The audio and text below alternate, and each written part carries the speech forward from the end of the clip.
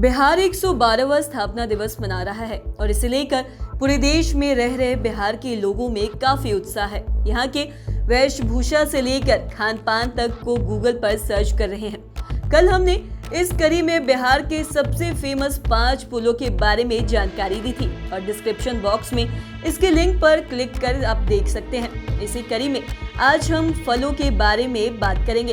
वैसे तो यहाँ के तमाम शहर किसी न किसी चीज के लिए फेमस है। कोई शहर मंदिरों के लिए है तो कोई मिठाई के लिए तो कोई धरोहर के लिए। ऐसे में बिहार के उन 5 शहरों के बारे में बताएंगे जो फलों के लिए काफी फेमस है और इसके लिए उन शहरों की पहचान नेशनल लेवल पर है। सबसे पहले बात करते हैं 5वें नंबर की। इस नंबर पर चर्चा करते हैं मधुबनी की। यह शहर मखाना के लिए फेमस है। दरअसल मखाना के लिए तो पूरा बिहार ही काफी फेमस है।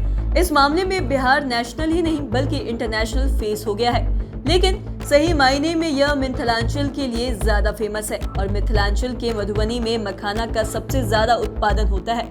आपको जानकर आश्चर्य होगा कि देश ही नहीं बल्कि दुनिया के 100 में से 90 देशों के लोग मिथिलांचल में फलने वाले मखाने को ज्यादा पसंद करते हैं।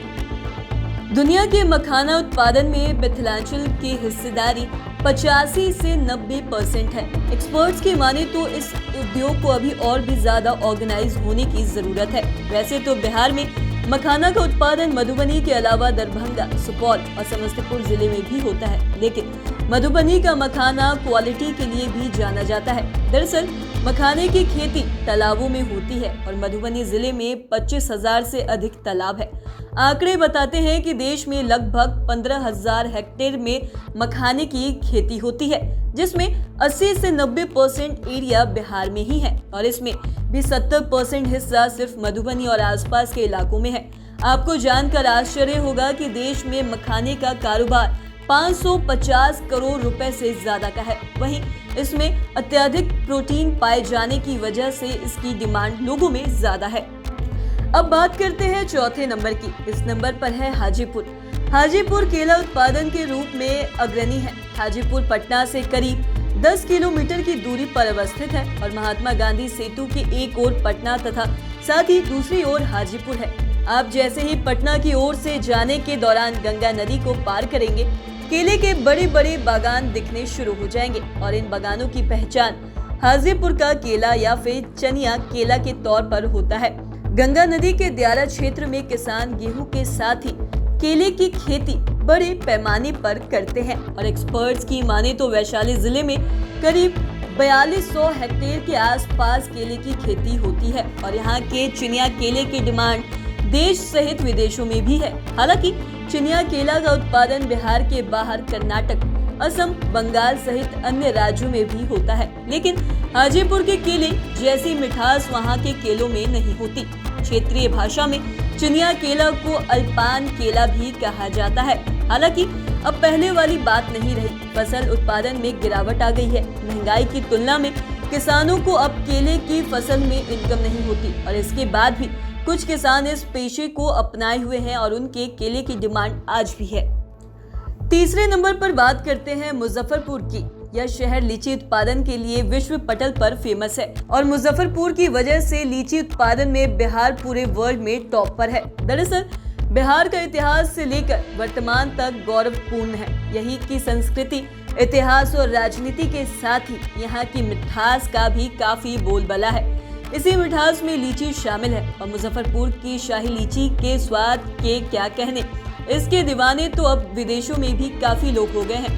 मुजफ्फरपुर से शाही लीची देश के राष्ट्रपति और प्रधानमंत्री को हर साल भेजे जाते हैं या अन्य वीआईपी लोगों को भी गिफ्ट के रूप में भेजे जाते हैं। तो वहीं वैसे तो इस इलाके में 2 प्रजाति की लीची का उत्पादन होता है। इसमें शाही लीची के अलावा चाइना लीची भी शामिल है, लेकिन शाही लीची के लोग तो दीवाने होते हैं और जुलाई से अक्टूबर के महीने में इसका उत्पादन होता है। यह फल हेल्थ के लिए बेस्ट माना जाता है और इसमें प्रचुर मात्रा में vitamin C, calcium, magnesium, protein, ग्रानीज पदार्थ और साथ ही साथ फास्फोरस आदि पाए जाते हैं। हालांकि मुजफ्फरपुर के अलावा आसपास के जिलों में भी लीची की बागवानी होती है। इसमें वैशाली, समस्तीपुर, चंपारण, बेगूसराय आदि शामिल है। यहाँ का जलवायु शाही लीची के लिए काफी अनुकूल है। यूपी व झारखंड के इलाकों में भी इसकी खेती छोटे पैमाने पर अब होने लगी है, लेकिन अच्छी जलवायु नहीं होने से मुजफ्फरपुर जैसा ना साइज होता है और ना ही उतनी अच्छी मिठास होती है। अब बात करते हैं दूसरे नंबर पर भागलपुर की। जिस तरह लीची के लिए फेमस है, उसी प्रकार भागलपुर जर्दालू आम के लिए काफी फेमस है। दरअसल आम तो फलों का राजा है और बिहार में कई तरह के आम होते हैं। अलग अलग इलाकों में डिफरेंट कैटेगरी के आमों का उत्पादन होता है, लेकिन जर्दालू आम की क्या कहने, इनके स्वाद के लोग कायल है। बिहार ही नहीं, देश दुनिया के लोग भी हैं इसके टेस्ट के दीवाने। जर्दालू आम बिहार की टॉप किस्म में से एक है। तो वहीं आपको बता दें कि शाही लीची की तरह जर्दालू आम भी हर सीजन में राष्ट्रपति और प्रधानमंत्री को यहाँ से भेजे जाते हैं। इतना ही नहीं, अब तो इसकी डिमांड विदेशों में भी आने लगी है। भागलपुर और साथ ही इसके आसपास के क्षेत्रों में इसकी बागवानी बड़े पैमाने पर की जाती है। फलों की उच्च गुणवत्ता के कारण अब इस आम की बागवानी भागलपुर से सटे झारखंड के इलाकों में भी की जाने लगी है और इससे बिहार भी गौरवान्वित हो रहा है। अब बात करते हैं पहले नंबर पर पटना की। वैसे तो पटना बिहार की राजधानी है, यही सबसे गर्व की बात है। ये शहर इतिहास से लेकर वर्तमान तक की यादों को अपने सीने में समेटे हुए है। पौराणिक धरोहर में गोलघर, गुरु गोविंद सिंह की जन्म स्थल, सम्राट अशोक से जुड़ा अगम कुआं और शीतला मंदिर, महावीर मंदिर, गांधी मैदान आदि है। तो नए कंस्ट्रक्शन में मरीन ड्राइव, NIT गंगा घाट, बिहार म्यूजियम से लेकर गंगा पथ वो आदि है। लेकिन यहाँ हम बात कर रहे हैं फलों की और इस मामले में भी पटना फेमस है। यहाँ की दीघा का दुधिया मालदा आम के क्या कहने। आम की सीजन आते ही लोग इसके टेस्ट की चर्चा करने लगते हैं। दरअसल पटना से सटा इलाका है दीघा और दीघा के खास एरिया में ही इसकी उत्पादन होती है। इस आम की लोकप्रियता का अंदाजा इसी से आप लगा सकते हैं कि दीघा के दुधिया मालदा के नाम पर दूसरी प्रजाति के आम को भी किसान बेच देते हैं। लेकिन कहा जाता है कि ना सोना के मामले में जौहरी को आप धोखा नहीं दे सकते और यह दुधिया मालदा के मामले में भी लागू होता है। तो आज के इस वीडियो में इतना ही। अगर आपने अब तक हमारे चैनल को सब्सक्राइब नहीं किया तो तुरंत कर ले। साथ ही हमारे फेसबुक पेज को लाइक करें। वीडियो देखने के लिए आपका धन्यवाद।